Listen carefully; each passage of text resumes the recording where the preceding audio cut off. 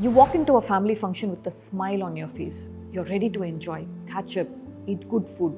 But then it happens. Someone makes a harmless joke about your past or compares you to your cousin, and suddenly something happens within you. You don't feel like the adult you are. You feel like that same small child, the one who was misunderstood, teased, or judged. Why does this happen even after all these years? Why do family gatherings hurt more than they heal? And more importantly, what can you do about it? Hi, I'm Gayatri Arvind, founder of Abhasa Rehab and Wellness. We offer residential rehabilitation for people struggling with addiction, mental health disorders, eating disorders, and chronic conditions. Over the past 6 years, we have helped over thousands of people reclaim their lives through personalized care. Through this channel, we share practical wisdom to empower your mental health. Let me tell you about a friend, a 45-year-old man. He's doing well in his life. He built his business after a huge loss. He's proud of how far he's come. But every time he meets his brothers, the past comes back. Because growing up, he was the irresponsible one. He was playful, fun-loving, but never taken seriously. So now, even one light-hearted comment about his past failures makes him feel like a failure again. He smiles and laughs it off, but inside, this shrinks his self-worth.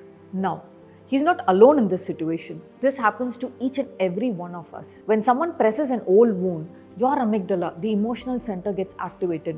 It doesn't know the difference between the past and the present. So even if you are 40, your brain might still respond like you are 14. That's why family triggers hurt differently. They touch the deepest memories, and your body reacts like the same situation is happening all over again. Now, to deal with this, you have to break this loop.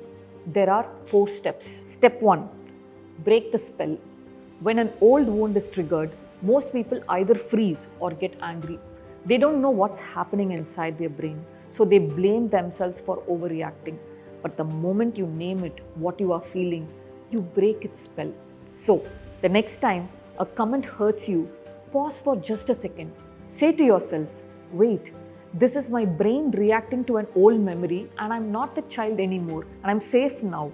This one reminder brings your logical brain back online and helps you respond like an adult. Step 2, set an intention before you enter. Most people walk into family events like it's like another day, but it's not. Because even before someone says anything, your body already remembers how past events felt. That's why you walk in smiling and still come out feeling drained.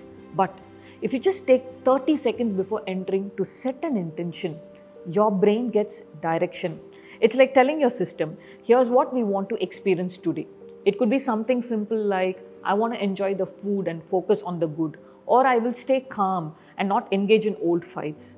This small act activates your prefrontal cortex, the part of your brain that helps you make conscious choices.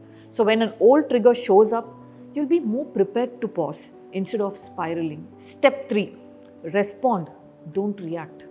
When someone says something, it's easy to snap or to stay silent or even throw a sarcastic comment and walk away. That's a usual pattern most people follow because it protects them in that moment. But real strength is not in reacting fast, it's in choosing how you respond. If someone brings up your past or says something hurtful, take a breath. Instead of defending yourself or shutting down, try saying something to yourself like, yes, that was a hard phase, but I've learned so much since then. Or I'm not the person anymore and I'm proud of how far I've come. When you say this, you're not just answering them. In fact, you're not even doing this for them. You're saying it for yourself. You're reminding your own brain that you've grown. And step 4, journal and close the loop.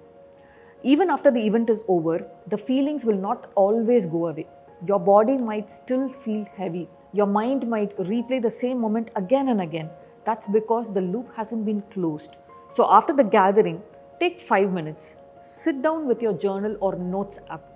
Write down what hurt you, how it made you feel, and what you wish you had said. Then write one line that brings you back to who you are today. Something like, I'm no longer stuck in that story. This small act helps your brain move the memory from the emotional zone to the thinking zone. It helps your brain feel lighter.